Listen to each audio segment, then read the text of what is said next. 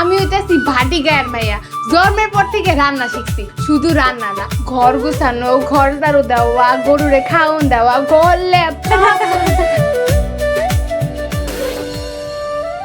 আমারে কি আপনার পছন্দ না? ভাটির মায়া আমার পছন্দ না, আমার পছন্দ স্মার্ট মায়া। কেমন মেয়ে মানুষ তুই যে একটা জামাই ধরে রাখতে পারিস না? আমি ওনার মনের মতো হইতে পারিনি। ভালো একটা সহজ সরল মাইয়া পাইছো তো, তাই যা মন চায় তাই করাইতেছো। আমার লগে যা করছেন তাই এই মাইয়ার লগে কইরেন না।